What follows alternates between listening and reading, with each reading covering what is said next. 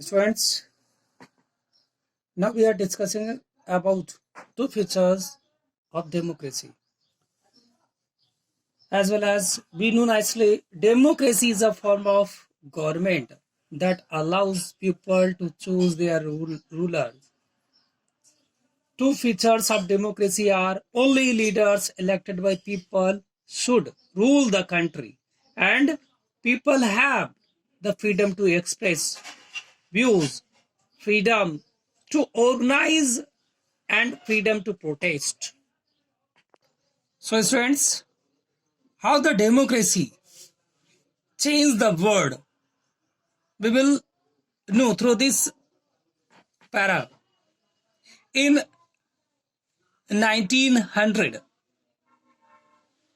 there were few democracies in the world. Countries like USA, France, England, etc.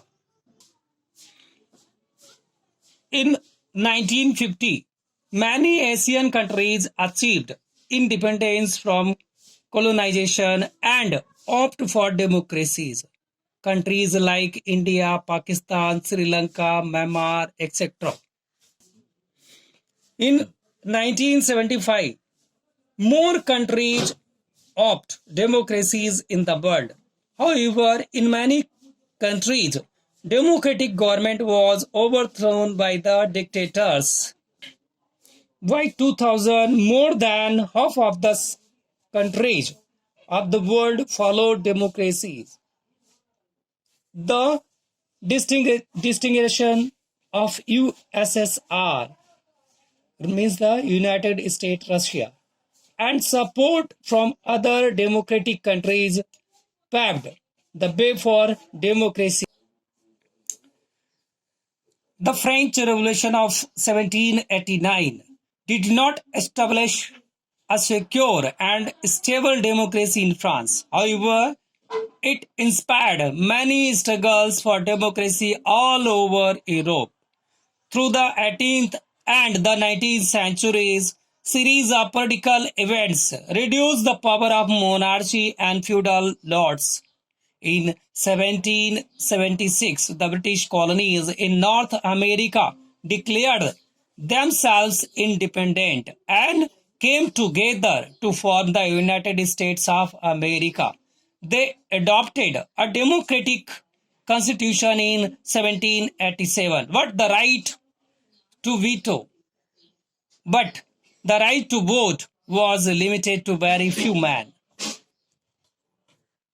The nation struggling for democracy wanted voting right granted universally to all adults, man or woman, rich or poor, white or black, called universal adult franchise or universal suffrage.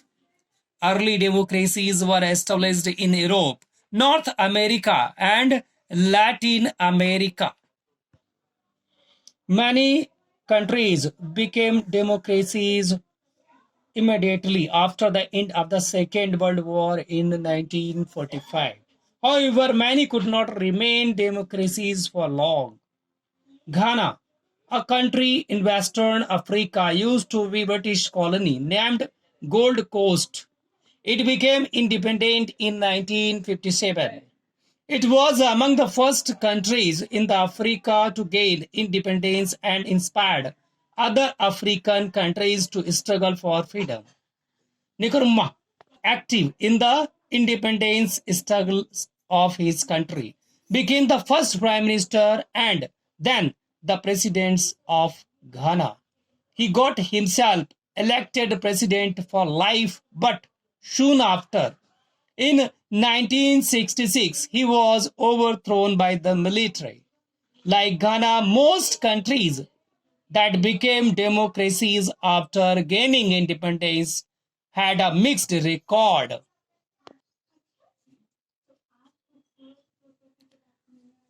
After 1980, democracy started spreading more quickly.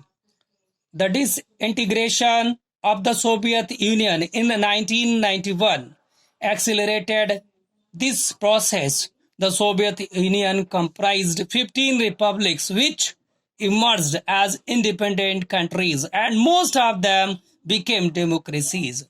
Democracy was revived in several countries of Latin America. Pakistan and Bangladesh made a transition from army rule to democracy in 1990s. However, changes were not permanent in Pakistan as in 1999 General Musharraf brought back army rule there. In Nepal, up many of his powers to become a constitutional monarch to be guided by the elected leaders. In 2005, the new king of Nepal dismissed the elected government and took back political freedoms that people had won in the previous decade. Myanmar, a neighboring country of India, gained freedom from colonial rule in 1948 and became a democracy. But the democratic rule ended in 1962 with a military coup. The National League for Democracy, led by Aung San Suu Kyi, won the election in 1990 elections. But the military leaders of Myanmar refused to step down and did not recognize the election results. Instead, the military put the election pro-democracy leaders, including Suu Kyi, under house arrest.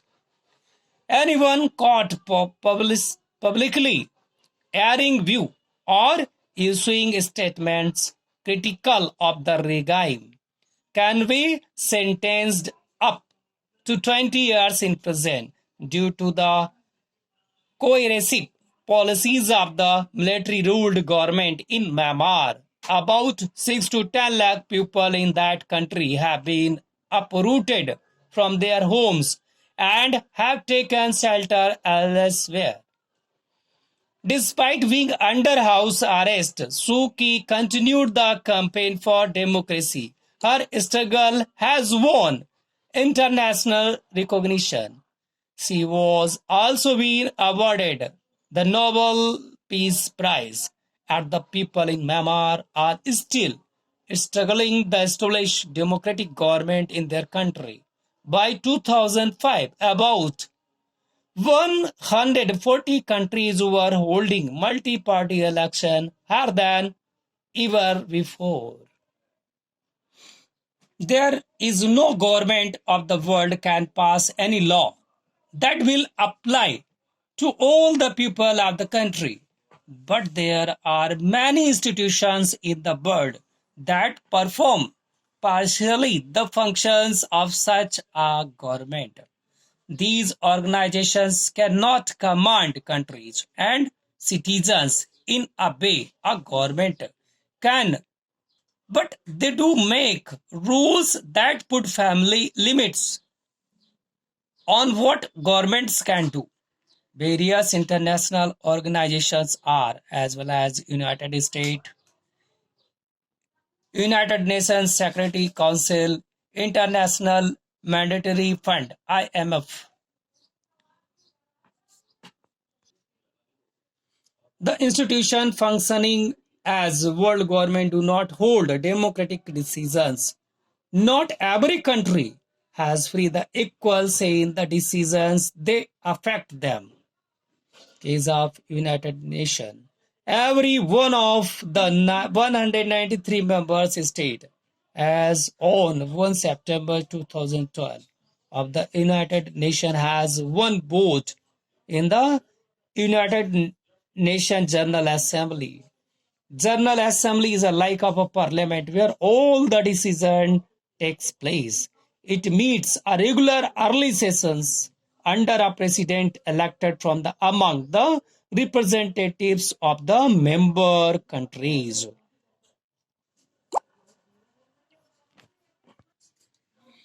Iraq is a country in Western Asia which became independent from British rule in 1932.